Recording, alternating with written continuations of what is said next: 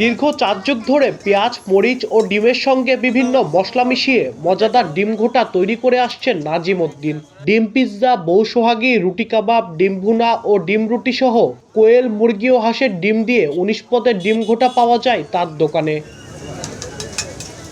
প্রতিদিন সন্ধ্যার পর থেকে রাত 10টা পর্যন্ত চলে বেচাকেনা।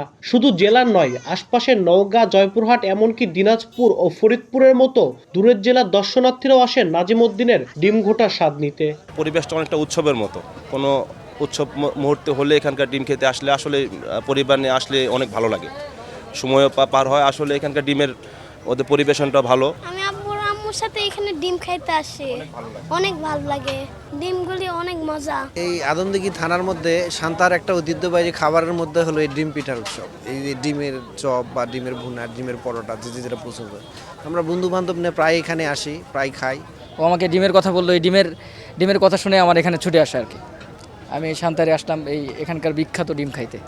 আমি প্রায় সব সময় আসি, রাতে ফ্রেন্ডদের সাথে আসি, বাইক নিয়ে আসি, খাওয়া দাওয়া করে চলে যাই। আমি ফরিদপুর থেকে আসছি।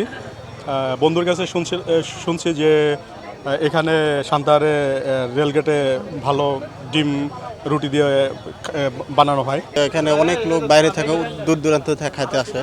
আমি আমার পরিবার সহ এবং বন্ধু বান্ধব নিয়ে প্রায় এখানে আসি। দুই ছেলে জিল্লুর রহমান ও জুলফিকার আলীকে নিয়ে প্রতিদিন 8 থেকে 10,000 ডিম বিক্রি করে থাকেন নাজিম উদ্দিন। বিভিন্ন পদের ডিম ঘোটা বিক্রি হয় মাত্র 20 থেকে 30 টাকার মধ্যে। পেঁয়াজ, মরিচ, লবণ ও তেলের পাশাপাশি বাড়িতে নিজেদের বানানো বিশেষ এক ধরনের মশলা ব্যবহার করা হয় ডিম ঘোটায়। আমাদের এখানে 19 রকমের ডিম পাওয়া যায়। ডিম ভাজি, ডিম ভুনা, ডিম রুটি, বউ সোহাগী, ডিমের পিৎজা, অনেক আইটেম আমাদের।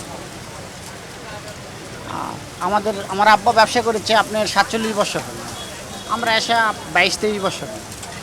আমার ছোট ভাই এসে আপনি 15 বছর মতো আমরা ব্যবসা করছি।